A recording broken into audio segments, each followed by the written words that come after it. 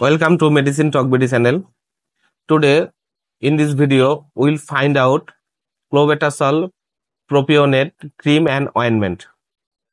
The indication of clobetasol propionate cream and ointment is clobetasol propionate is indicated for adults, elderly, and children over 1 year in following dermatosis. Number 1, psoriasis, including widespread plaque psoriasis. Number 2, recalcitrant dermatosis. Number 3, other skin condition which do not respond satisfactorily to less potent steroid.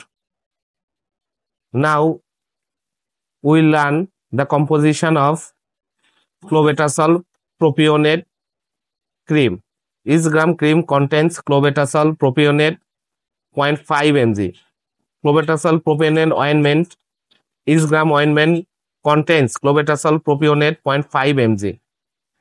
Now we'll discuss about the dose of clobetasol propionate cream and ointment. Adults, elderly, and children over 1 year apply a thin layer of clobetasol propionate cream or ointment to the affected skin areas twice daily and rub in gently and completely. Now we learn the contradiction of clobetasol propionate cream and ointment. Dermatitis in children under 1 year of age, including dermatitis and napkin eruption, should not be used.